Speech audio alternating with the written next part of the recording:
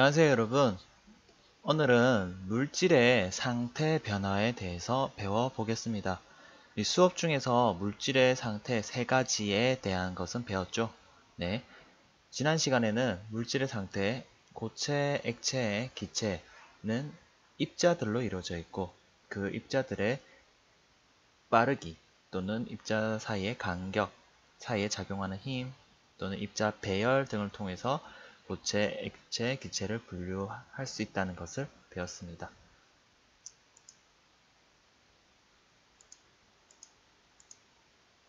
네, 고체, 액체, 기체, 이 물질의 세 가지 상태.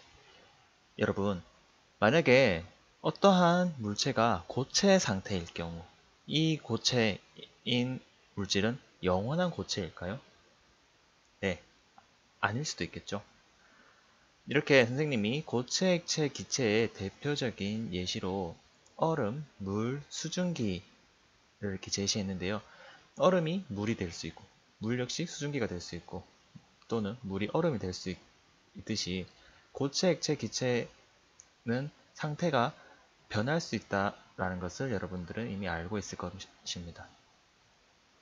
그러면 이번 시간에는 실제로 이런 식으로 고체에서 액체, 액체에서 기체, 기체에서 고체로 변하는 상태 변화의 여러 가지 종류들에 대해 배워보고 그렇게 상태가 변화할 때 이 물질을 구성하고 있는 입자에는 어떤 변화가 있는지에 대해서 알아보겠습니다. 자, 먼저 네, 이렇게 빨간색 화살표로 되는 변화에 대해서 상태 변화에 대해서 한번 알아보겠습니다. 먼저 고체가 액체가 또는 액체가 기체가 되는 경우, 네, 즉 얼음이 물이 수증기가 되는 경우에는 우리 열을 줘야 되겠죠. 네, 얼음에다가 열을 가해서 물이 되고 물을 끓여서 수증기가 되는 것처럼 이렇게 열을 흡수하는 변화에 대해서 먼저 알아보겠습니다. 먼저 고체에서 액체로 변하는 경우 우리는 융해라고 합니다. 아주 대표적인 예로는 얼음이 녹아서 물이 되는 경우가 있겠죠. 그리고 액체에서 기체가 되는 경우는 기화라고 합니다. 네, 그리고 고체에서 기체가 되는 경우, 고체에서 기체 역시 고체에서 액체, 액체에서 기체가 될 때 열 에너지가 이런 식으로 필요하니까 고체에서 기체가 될 때도 열 에너지가 필요하겠죠. 네, 고체에서 기체가 되는 경우에 우리는 승화라고 합니다. 네, 그리고 이렇게 파란색 화살표 같은 경우에는 이 열을 방출하는 경우인데요. 예를 들어 물에서 얼음이 내려고 하면 물은 0도에서 얼죠. 얼음이 되죠. 그렇게 물이 얼음이 되기 위해서는 열을 빼내야겠죠. 즉 열을 방출하는 변화에 대해서 알아보겠습니다. 먼저 기체에서 액체가 되는 경우에는 우린 액화라고 합니다. 그리고 액체에서 고체가 되는 경우를 응고, 그리고 기체에서 고체가 되는 경우 역시 승화라고 합니다. 이 두 변화, 승화는 같지만 고체에서 기체, 기체에서 고체가 되느냐에 따라서 어느 방향으로 변화가 이루어지냐에 따라서 입자의 변화 역시 반대로 생깁니다. 그럼 실제로 이 분자 모형으로 지금까지 배웠던 상태 변화를 조금 더 표현을 해보자면 네, 이런 식으로 표현할 수가 있겠습니다. 고체에서 액체, 액체에서 기체로 가는 경우에 대해서 한번 알아보겠습니다.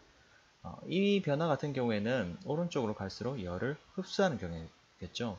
바로 얼음, 물, 수증기 순이 될 수가 있으니까요. 이런 식으로 고체인 경우에는 입자 배열이 규칙적이고 입자 사이의 간격이 좁죠.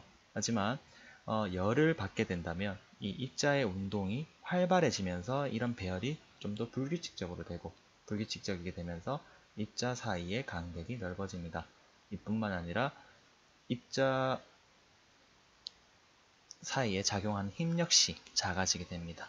그리고 이 상태에서 조금 더 열을 받으면 분자와 분자 사이, 즉 입자와 입자 사이가 더 멀어지고 입자 운동은 빨라지게 됩니다. 그리고 입자 운동이 훨씬 빨라지면서 입자 사이 간격이 멀어졌기 때문에 배열은 불규칙적으로 변하게 됩니다.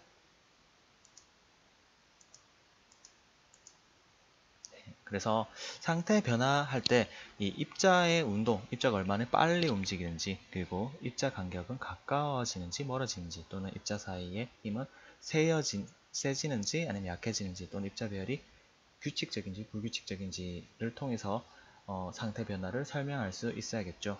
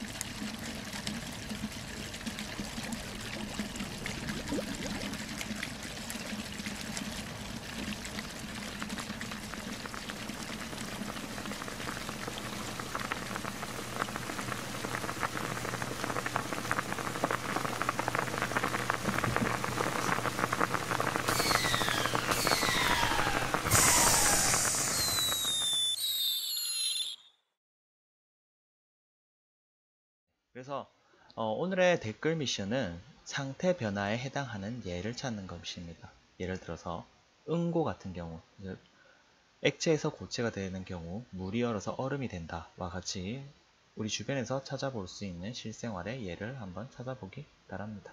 네, 오늘은 여기까지 하겠습니다.